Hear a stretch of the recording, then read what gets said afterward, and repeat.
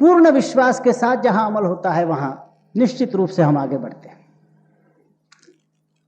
फिर भी लोगों को ऐसा लगता है कि भाई ठीक है, हम मानते हैं, किंतु कुल मिलाकर वायुमंडल देखकर जरा धीरज छूटता है। ऐसा लगता है कि नहीं है, ठीक है, प्रगति हो रही है, हम आगे बढ़ रहे हैं, लेकिन जरा और तेज जाना चाहिए था, क्यों नहीं जा रहे पता नहीं, क्या पुनर्विचार की आवश्यकता है। तो इस दृष्टि से वास्तव में यशस्विता, परिणाम कारकता हमारी कार्य पद्धति की और ऑल आउट स्कीम की क्या है, अब इसका अंदाजा कैसा लेंगे? इसमें बड़ी कठिनाई है। कठिनाई यह है कि कौन सी पद्धति कितनी प्रभावी है यह तुलना से ही समझा जा सकता है, लेकिन संघ की किसी दूसरे कार्य के साथ तुलना हो नहीं सकती। संघ यह एक ऐसा अनन्वय अलंकार है कि संघ संघ के समान है और किसी दूसरे संस्था के समान नहीं।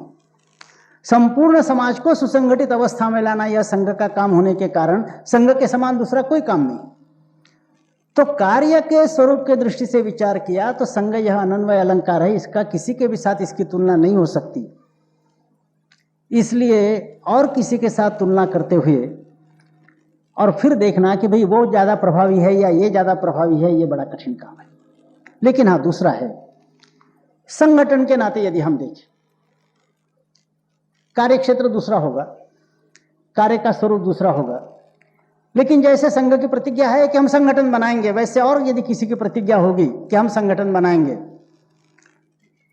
तो उन्होंने इतने साल में कितना संगठन बनाया, हमने कितना बनाया, उनको यश कितना प्राप्त हुआ, हमको यश कितना प्राप्त हुआ, इस सीमित पहलू को लेकर कि संगठन खड़ा करना हमारी प्रतिज्ञा और किसी की प्रतिज्ञा है, कितने समय में उन्होंने कितना संगठन किया, हमने कितना संगठन किया, ऐसी कुछ तुलना हो सकती है क्या? तुलना से बात स्पष्ट हो जाती है।